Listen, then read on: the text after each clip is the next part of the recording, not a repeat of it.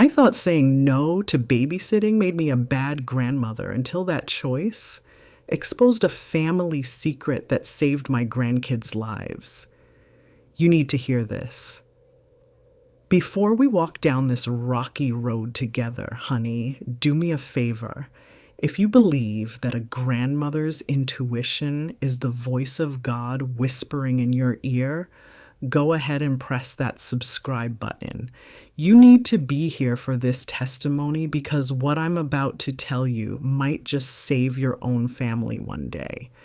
My name is Ruby Johnson, and for 68 years, I have walked this earth trying to do right by the Lord and my kin.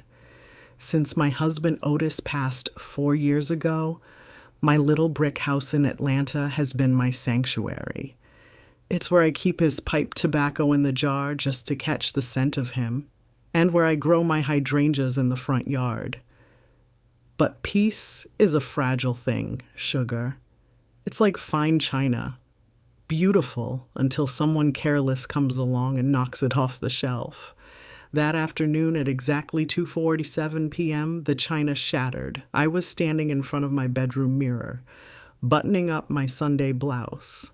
The navy one Otis always said made me look like royalty. I was trying to calm my spirit. My chest had been feeling tight lately, a strange fluttering like a trapped bird beating its wings against my ribs. I had an appointment with Dr. Evans at 3:30 p.m., and I knew it was critical. My blood pressure had been climbing, spiking to numbers that made the nurse shake her head the last time I was there. I was scared, truth be told. I wasn't ready to leave this world yet. Then the phone rang. It was a shrill, demanding sound that made me jump. I saw the name Keisha on the caller ID, and my stomach dropped. Keisha was my son Marcus's wife, a beautiful girl, yes, but with a spirit as restless as a storm. Ruby, her voice came through the line loud and fast, no greeting, no warmth. I need you to take the kids. Right now. I'm dropping them off in 20 minutes. I took a deep breath, trying to keep my voice steady. Keisha, baby, I can't today. I have a doctor's appointment in 40 minutes. It's my heart. I have to go.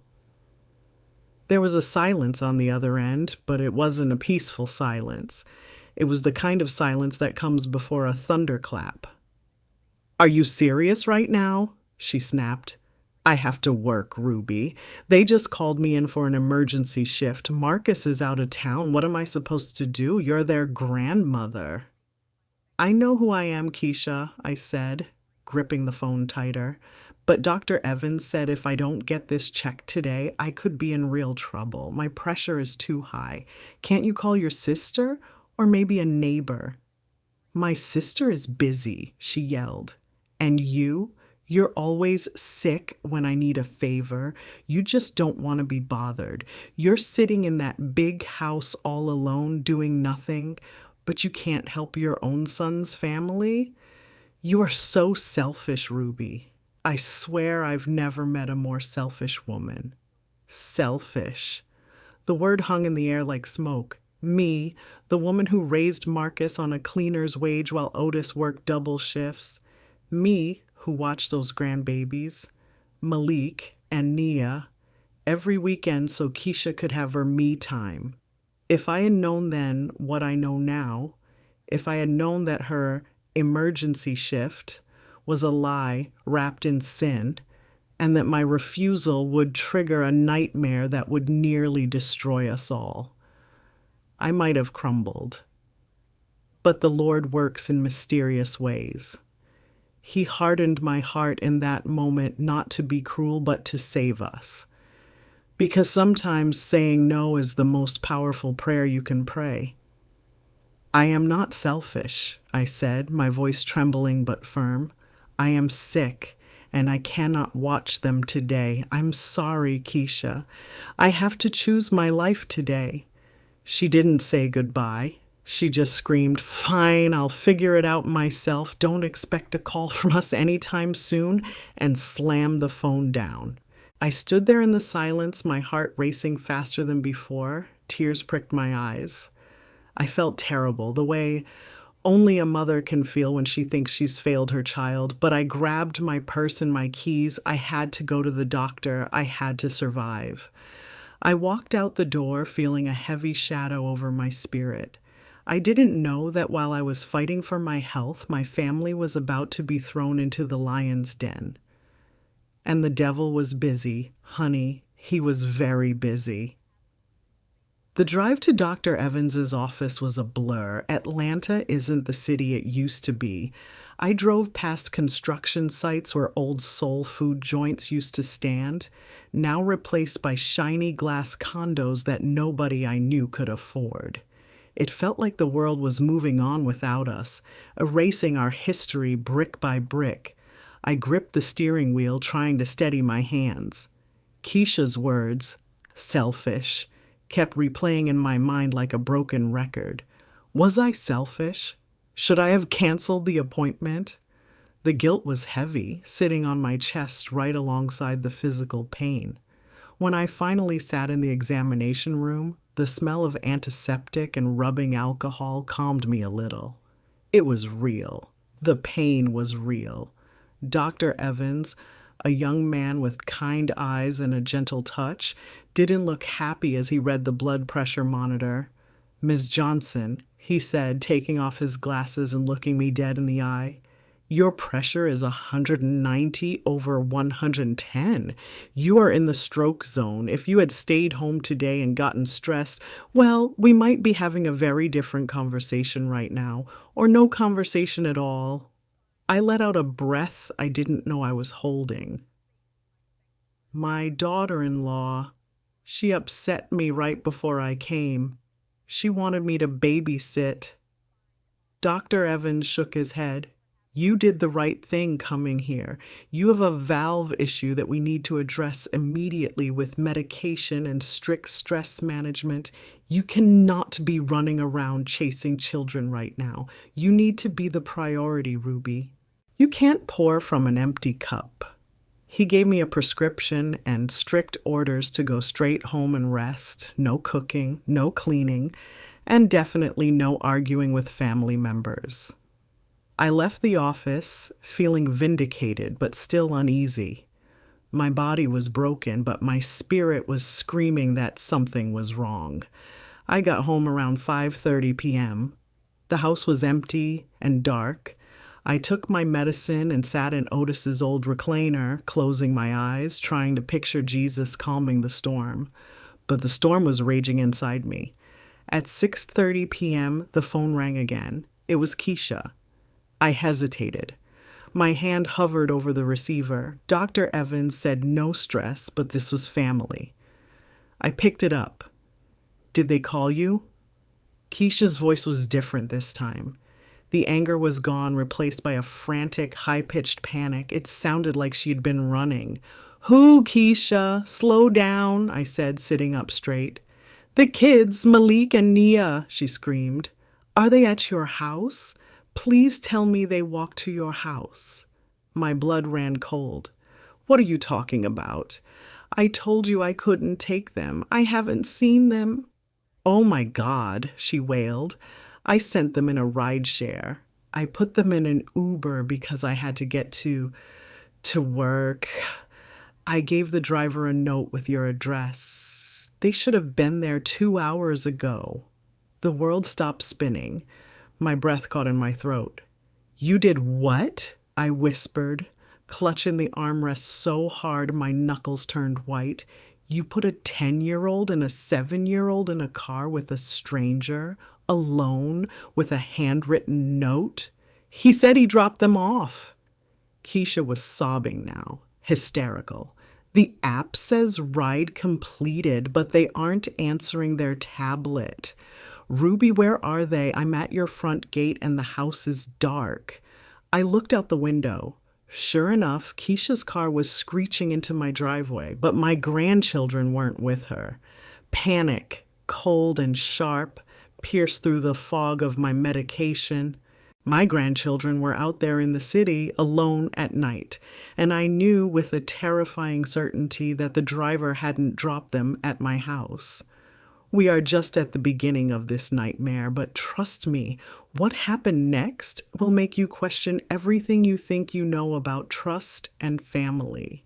You won't believe where those babies ended up while their mother was supposedly working. Stay tuned because the police were about to find something that would tear our family apart before I could even try to put it back together. Have you ever prayed so hard that you felt the words bleeding from your soul, begging God to turn back time just for 1 hour? That was me on that front porch. Keisha burst through my front door like a hurricane, her eyes wide and wild, but even in her panic, I noticed something that made my stomach turn. She wasn't wearing her nurse's aid scrubs. She was wearing a tight, shimmering top and jeans that looked painted on, an outfit for a nightclub, not a hospital shift. And the smell of peppermint gum was fighting a losing battle against the scent of something stronger on her breath. "Call the police, Ruby. Call them now," she screamed, pacing the floor of my living room, her heels clicking aggressively on the hardwood I had polished just yesterday. I was already on the line with 911. My hand was shaking so bad I could barely hold the receiver, but my voice, thank the Lord, was steady. My grandchildren are missing. They were put in a rideshare and never arrived. The next 20 minutes were a blur of flashing blue lights and static from police radios. 2 officers stood in my living room. One was young, looking barely older than Malik, and the other was an older white man, Officer Miller, who had a face carved out of stone. "Ma'am, we need the details of the ride," Officer Miller said, looking at Keisha. He didn't look sympathetic, he looked suspicious. "You said you put a 10-year-old and a 7-year-old in a car alone?" "I had to get to work," Keisha snapped, defensive tears streaming down her face. "The driver, his name was Greg. Here, look at my phone." She shoved her phone at the officer. I watched her hand tremble. I saw the notification on the screen. Ride completed. 458 Westview Drive. My heart stopped. Literally for a second, I think it forgot to beat. "Westview?" I whispered, the air leaving my lungs. "Keisha, my house is on Eastview Drive. 458 Eastview." Keisha froze. Her face went ashen gray. I wrote it down on a piece of paper for the driver. I was in a hurry. I might have scribbled." "You sent them to the bluff?" I asked, my voice rising. Every person in Atlanta knows the difference between Eastview and Westview. My street is lined with pecan trees and retirees. Westview, specifically that block, is lined with boarded-up trap houses and despair. It's a place where hope goes to die and where innocent children don't just get lost, they get taken. Officer Miller looked at the phone and then at Keisha with a look of pure disgust. That area is a known hotspot for gang activity. If they were dropped off there 2 hours ago, he didn't finish the sentence. He didn't have to. "Get in the car," Officer Miller commanded. "Now." I grabbed my coat. My chest was tight, that bird in my rib cage fluttering violently again. I reached for my pill bottle on the table, swallowed a tablet dry, and prayed it would keep me alive long enough to save my babies. "You stay here, Ms. Johnson," the young officer said gently. "It might be dangerous."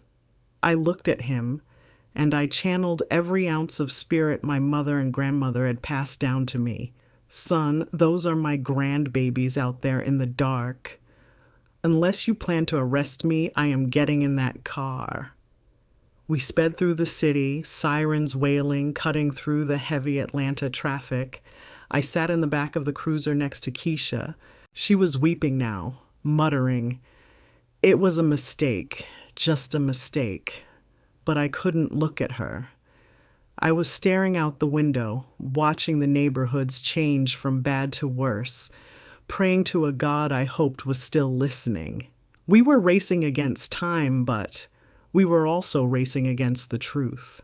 Because what we would find at that house wasn't just my terrified grandchildren, it was the evidence that would expose Keisha's life for what it really was.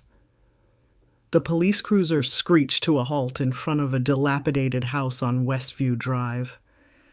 The streetlights here were broken, leaving the block in ominous shadows. The house itself looked like a skull. Windows shattered, door hanging off the hinges, the yard choked with weeds and trash. "Stay in the car," Officer Miller barked, unholstering his flashlight. I ignored him. I scrambled out of the back seat, my old knees protesting, my heart hammering a frantic rhythm against my ribs. "Malik! Nia!" I screamed, my voice cracking. For a moment, there was only the sound of distant traffic and a dog barking somewhere in the darkness. Then, a small, terrified voice drifted from the shadows of the porch. "Nana!" I ran. I didn't care about my heart. I didn't care about the broken glass on the sidewalk. I ran up those rotting steps and found them huddled in the corner behind a stack of old tires.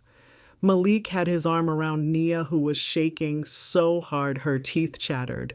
"Oh, sweet Jesus," I sobbed, falling to my knees and pulling them into my chest. They smelled like dust and fear. Nia buried her face in my neck, her tears wetting my collar. "I got you. Nana's got you." "The man told us to get out," Malik whispered, his eyes wide and haunted. "He said this was the address on the paper. I told him it looked wrong, but he drove away. We were scared to move, Nana.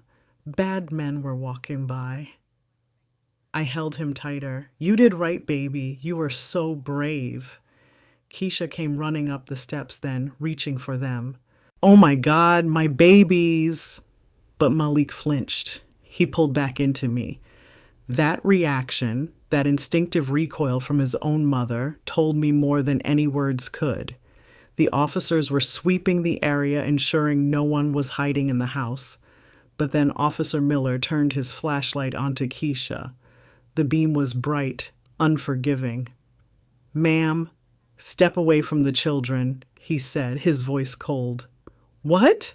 I'm their mother," Keisha shouted, wiping her nose. "We ran your ID while we were driving," Miller said, stepping closer, "and we just got a call back from the hospital you claim to work at. You haven't had a shift there in 3 weeks. In fact, you were fired last month." The silence on that porch was louder than the sirens. I looked at Keisha, really looked at her. I saw the dilated pupils, the jittery hands, the smell of alcohol now unmasked by the fading gum.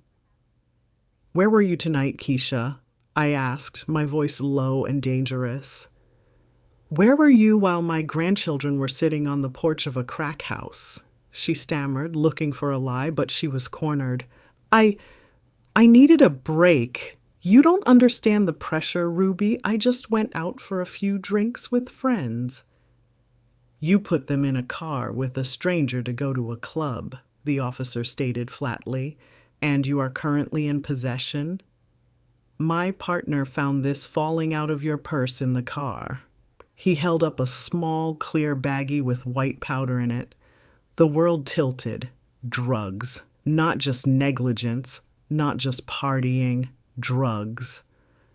"I'm placing you under arrest for child endangerment and possession of a controlled substance," Officer Miller said, grabbing Keisha's wrists and spinning her around. The sound of the handcuffs clicking shut was the most final sound I had ever heard. "Ruby, take them. Don't let them take my kids," Keisha screamed as they dragged her toward the cruiser. "Tell them it was a mistake." I stood there clutching my 2 grandbabies who were watching their mother get arrested. My heart was aching physically, a sharp pain radiating down my arm, but my resolve was made of iron. I looked at the officer. "Where are you taking her?" "She's going to booking. Child Protective Services has been notified, ma'am. They'll be meeting us at the precinct to determine custody." I looked down at Malik and Nia.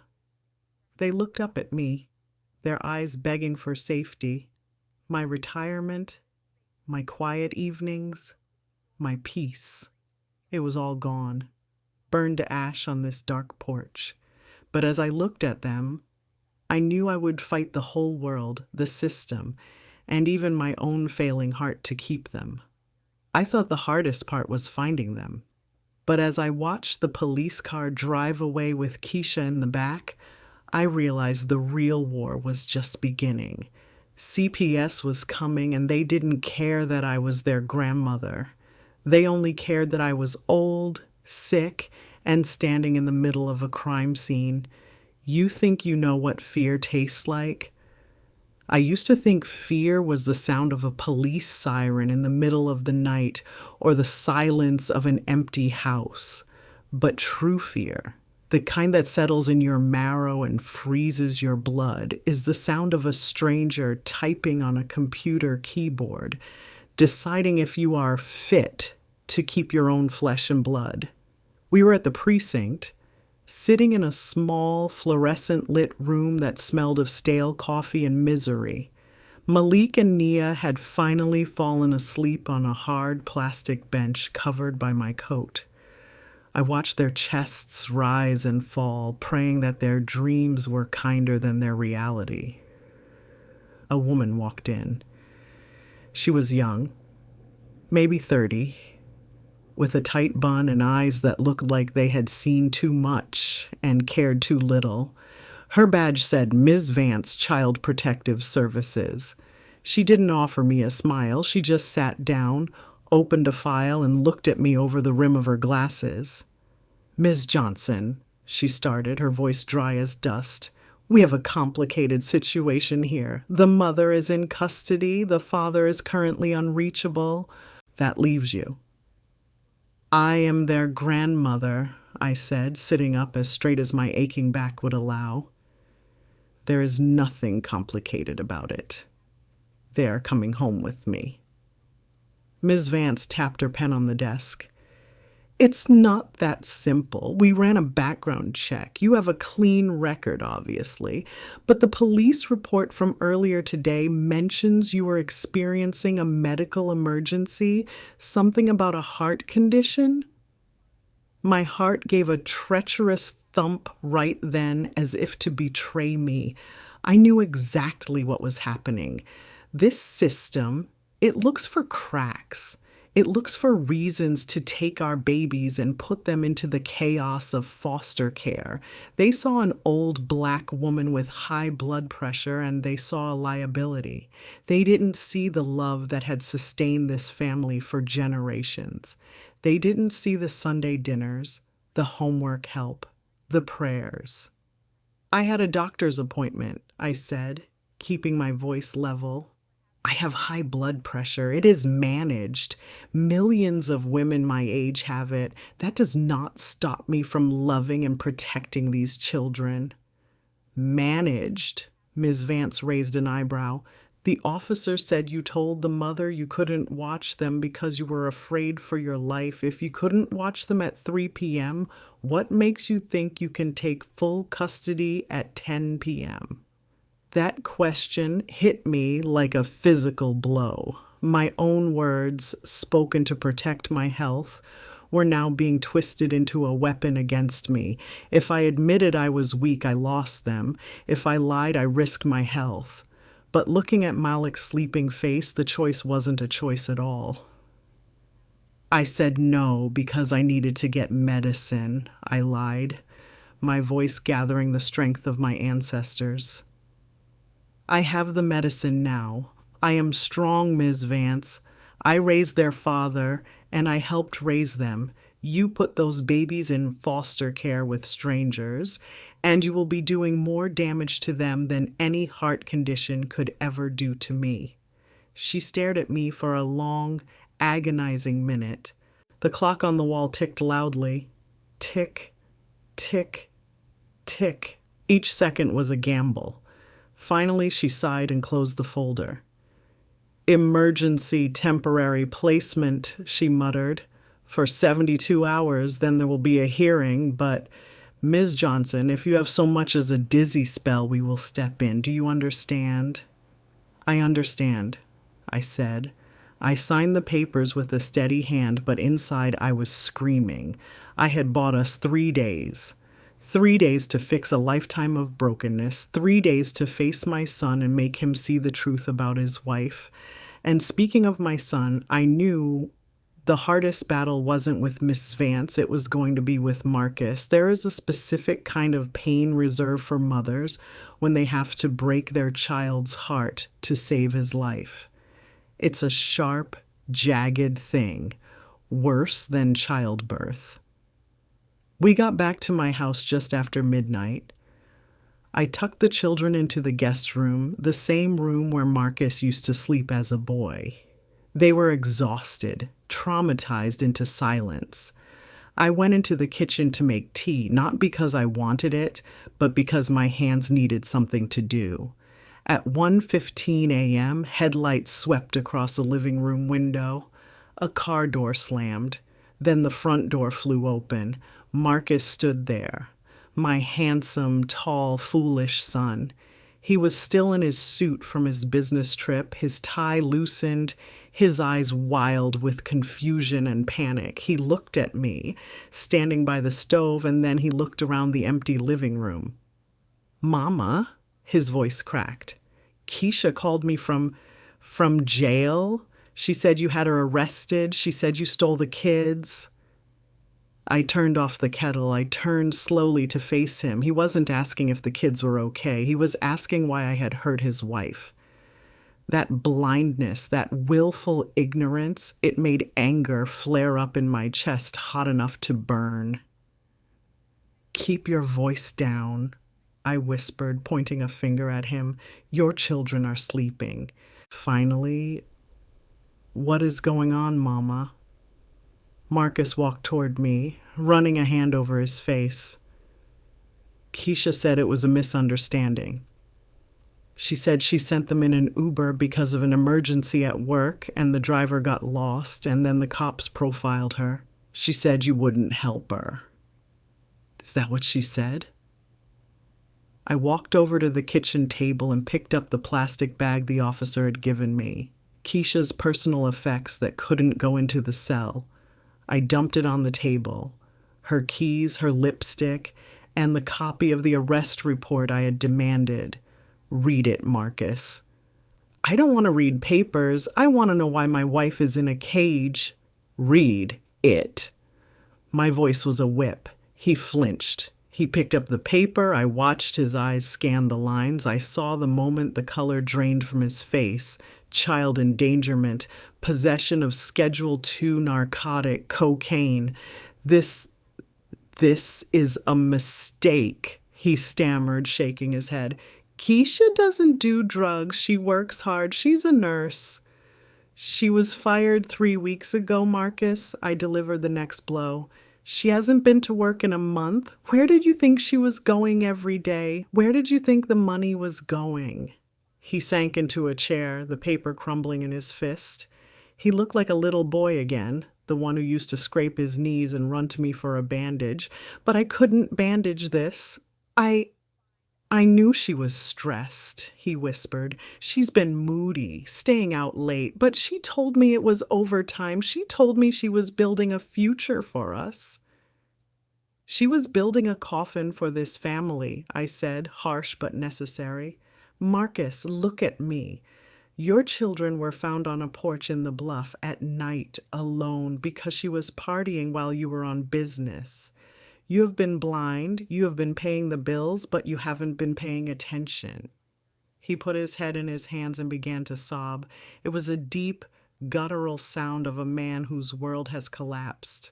I wanted to go to him, to hold him, but I stayed where I was. He needed to feel this. He needed to feel the weight of his absence. "What do I do, Mama?" he choked out. "CPS? They'll take them." "They gave them to me for 3 days, I said, my hand instinctively going to my chest where my heart was fluttering again. "But they are watching me. They think I'm too old. They think I'm sick. And they are right, Marcus. I am sick. I can't raise these children alone. I need their father. Not the man who sends checks, but the man who shows up." He looked up at me, eyes red and swollen. I'll fix it. I'll get her a lawyer. We can get her into rehab. You listen to me, I cut him off. If you go into that courtroom on Monday and stand by her side instead of your children's side, you will lose them. You have to choose. Right now. Are you Keisha's husband? Or are you Malik and Nia's father? Because right now you cannot be both. The silence that followed was heavy enough to crush us. He stared at me, and I saw the war in his eyes. He loved her. God help him, he loved her. But as he looked toward the hallway where his children slept, I saw the shift. But don't think for a second the battle was won. Because the devil doesn't give up that easy, and Keisha had one more card to play, one that would threaten to tear me and my son apart right in front of the judge. The weekend passed in a blur of anxiety and hushed conversations. While Marcus stayed at my house trying to reconnect with the children who looked at him like a stranger, I was fighting my own private war. My body was revolting. The stress was poison to my condition. Every time the phone rang, my chest tightened. Every time Nia cried out in her sleep, my breath grew short. I was taking my pills, doubling up on prayer, and drinking hibiscus tea, but I could feel my batteries draining. Keisha had been bailed out by her brother on Sunday morning. She hadn't come to the house. I had a restraining order filed as part of the emergency custody, but she had been blowing up Marcus's phone. I could hear him in the backyard, his voice hushed, arguing, pleading, and sometimes listening. That was what scared me the most. The listening. Manipulators are master weavers, and Keisha was spinning a web of gold. She was telling him it was a one-time slip. She was blaming postpartum depression 7 years late. She was blaming me. On Monday morning, the day of the hearing, the sky over Atlanta was a bruised purple, heavy with rain. I dressed in my best suit, the gray one with the pearl buttons. I needed to look like a pillar of the community, not a sick grandmother. I put on extra concealer to hide the dark circles under my eyes.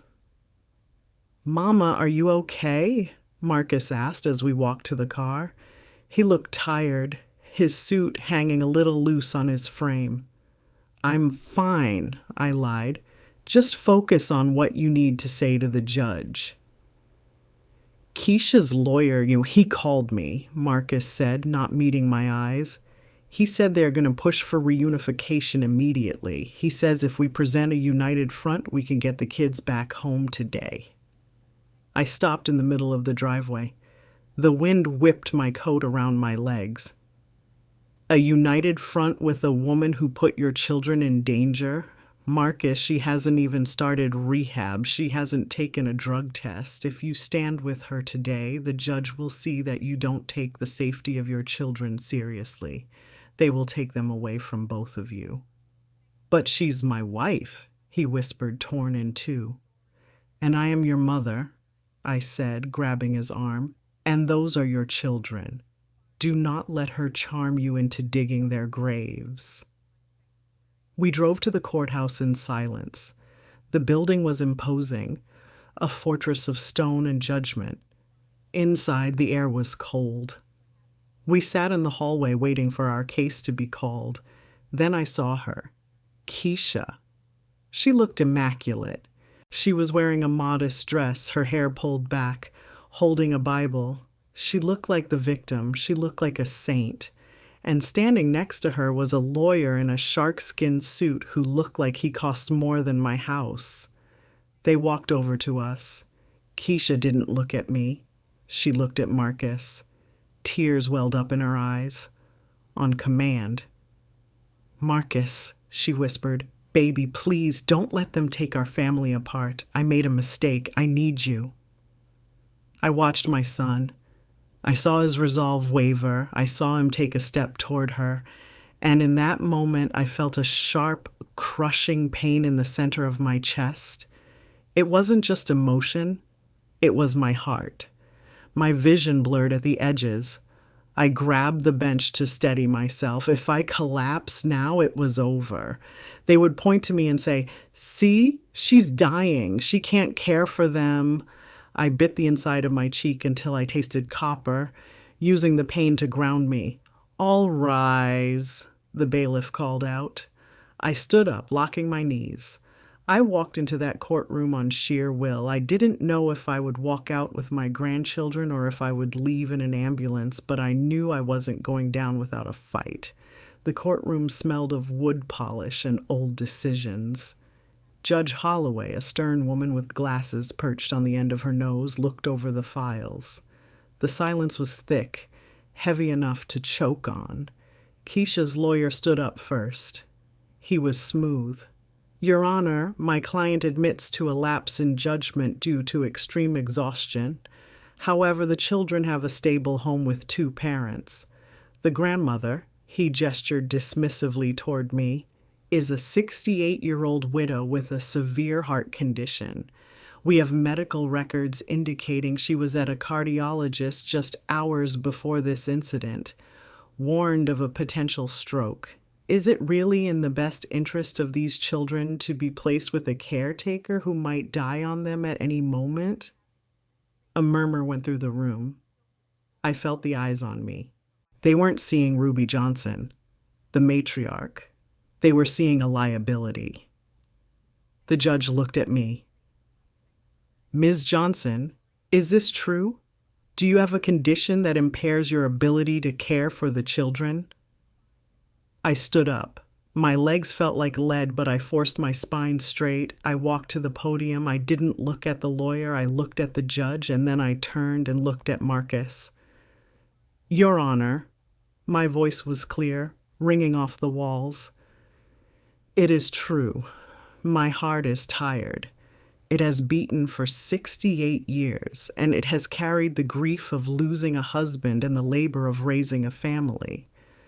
But my heart is not the issue here. The issue is where that heart is."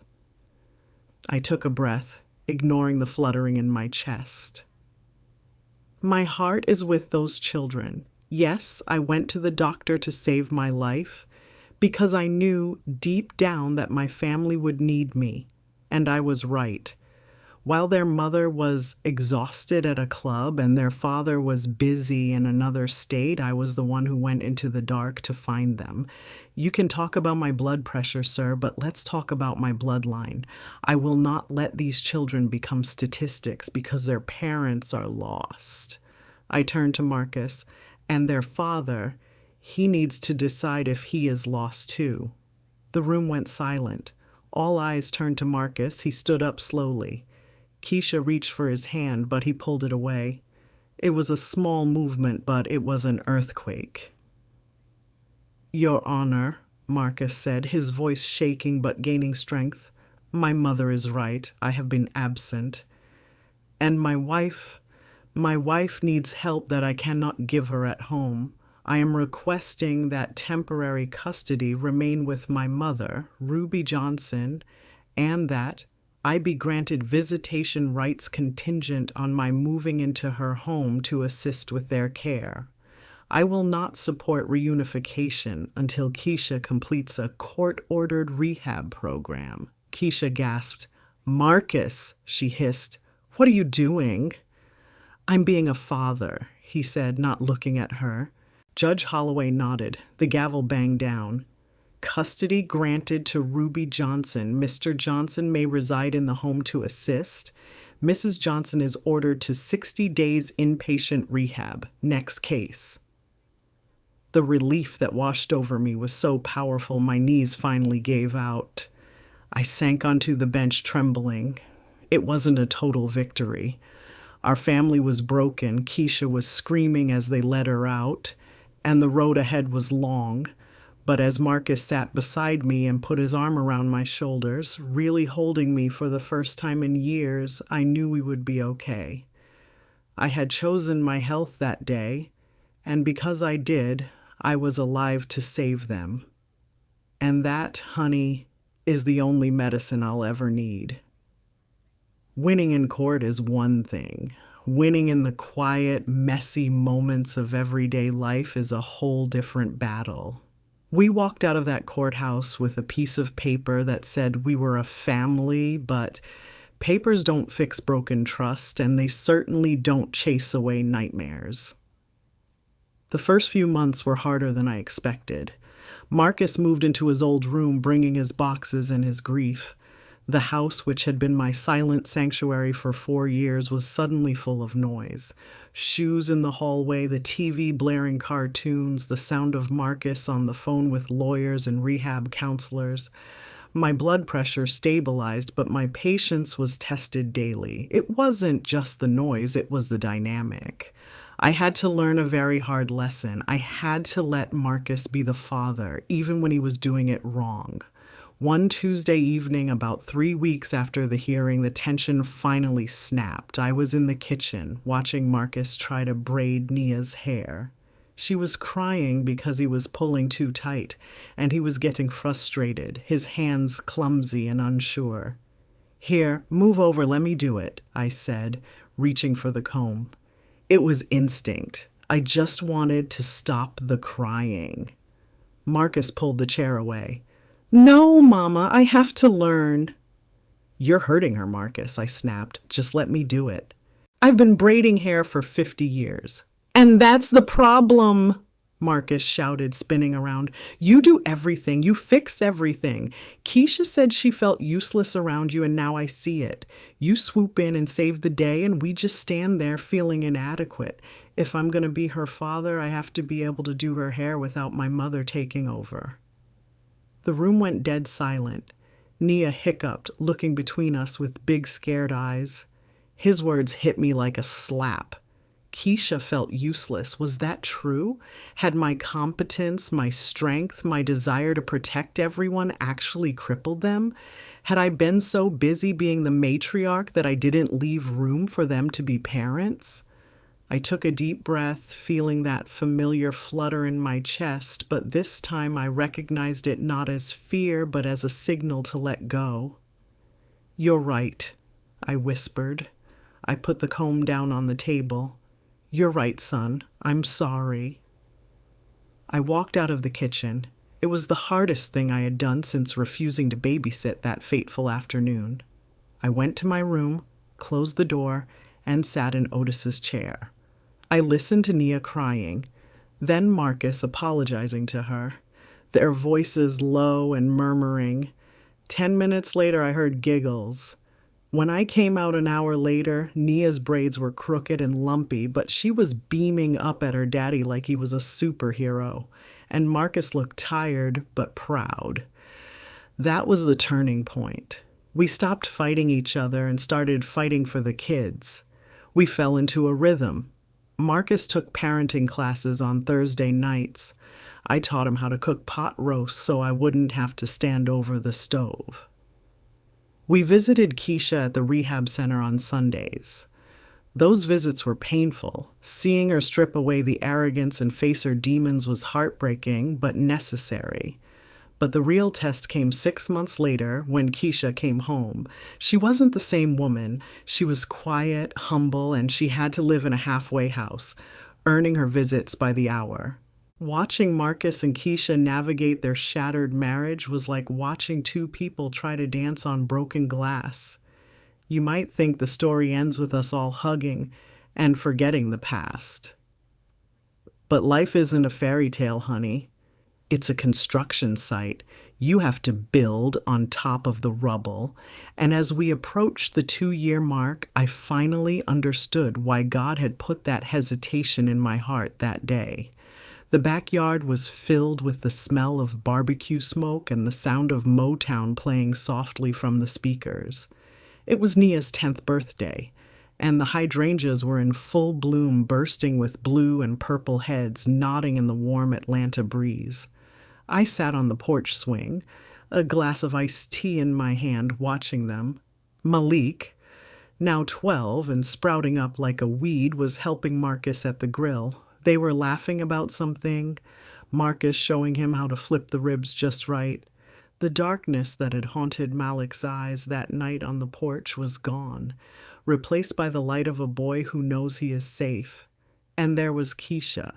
She was setting the picnic table. She looked different. She had gained a little weight. Her face was fuller, and she wasn't wearing those flashy clothes anymore. She wore a simple sundress and sandals. She wasn't living here. She had her own small apartment nearby, but she was here today. She caught my eye and gave me a small, tentative smile. I nodded back. We weren't best friends, and maybe we never would be, but we were allies. We had both learned that these children were more important than our egos. Nana, Nana, look. Nia came running up the steps, holding a brand new sketchbook. Mama got me the professional pencils, the ones you said were too expensive. That is beautiful, baby, I said, smoothing her hair that her father now braided perfectly every morning. Keisha walked up the steps, wiping her hands on a towel. She stood in front of me, blocking the sun for a moment. Thank you for letting me come, Ruby, she said softly. It's Nia's birthday, I said. Her mother should be here. Keisha looked down at her feet. I know I don't say it enough, but thank you for that day when you said no. I looked at her, surprised. If you had said yes, she continued, her voice trembling slightly, if you had taken them that day, I would have kept using. I would have kept lying. I would have eventually killed myself or someone else. You saying no? It forced everything into the light. It broke us, but it was the only way we could be put back together right.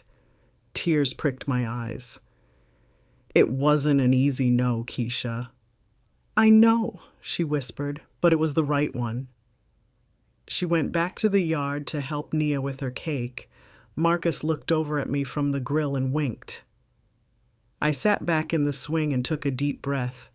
The air smelled of charcoal and sweet tea. I placed my hand over my heart. Thump, thump, thump, thump. It was steady. It was strong. Dr. Evans was right. You cannot pour from an empty cup. By choosing to take care of myself that day, by refusing to be the martyr, I had ensured that I was still here to be the matriarch. If I had ignored my body, I might have had that stroke. I might be in the ground right now, and my grandchildren would be lost in the system. Self-care isn't selfish, ladies. It's strategic. It is the armor you put on so you can fight the battles that truly matter. As I watched my family, scarred, healed, and whole, I closed my eyes and whispered a prayer of gratitude. I was still here. I was still standing. And most importantly, I was ready for whatever came next. Because when you respect the temple God gave you, He makes sure you have the strength to protect the people He gave you. And that, my dears, is the honest truth.